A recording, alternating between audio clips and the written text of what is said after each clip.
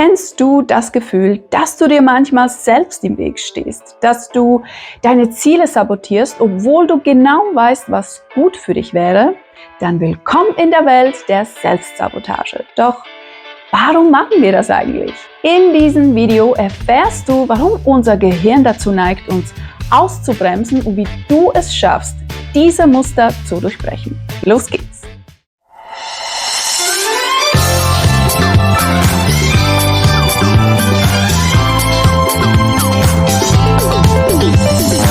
Hallo und herzlich willkommen zurück auf meinem Kanal Ready, Set, Shine.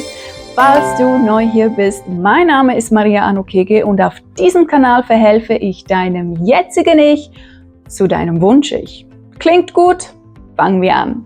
Wusstest du, dass laut einer Studie der University of Massachusetts etwa 70% der Menschen in irgendeiner Form Selbstsabotage betreiben, ob beruflich oder privat? Die meisten von uns sind davon betroffen und das Spannende, es passiert oft, ohne dass wir es überhaupt merken.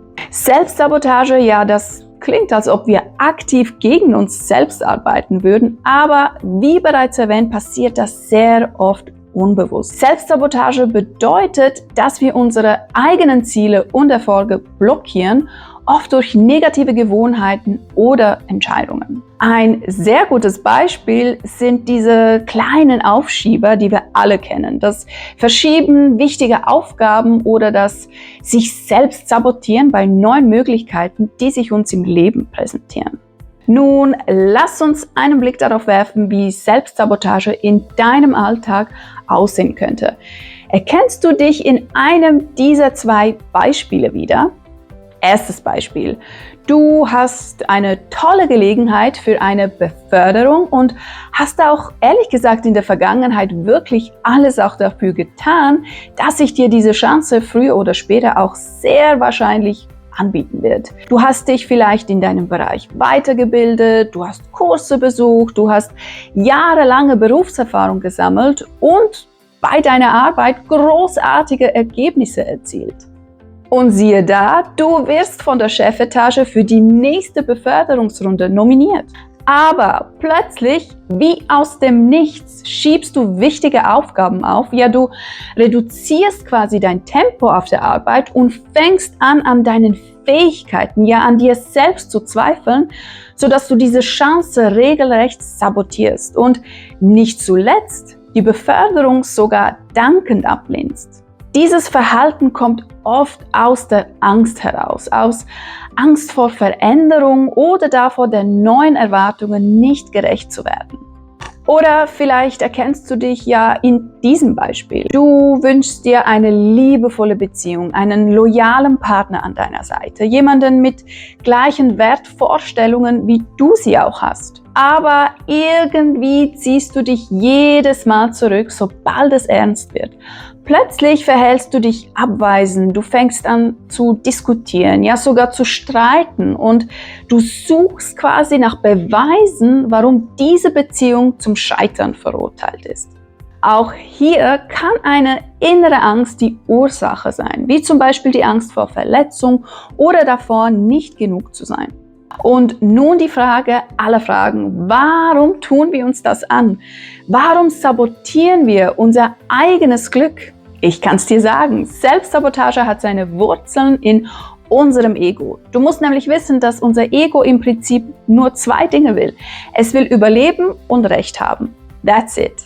Deshalb liebt unser Ego Sicherheit und Routinen, weil ist ja klar, die Sicherheit schützt uns, behält uns am Leben und Routinen sind ja immer wiederkehrende Sachen, die es schon zigmal erlebt hat und als ungefährlich eingestuft hat.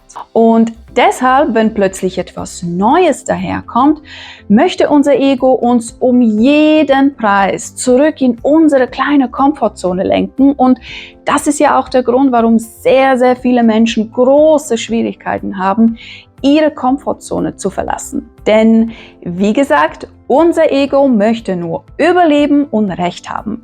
Dass wir glücklich sein möchten, ist unserem Ego komplett egal.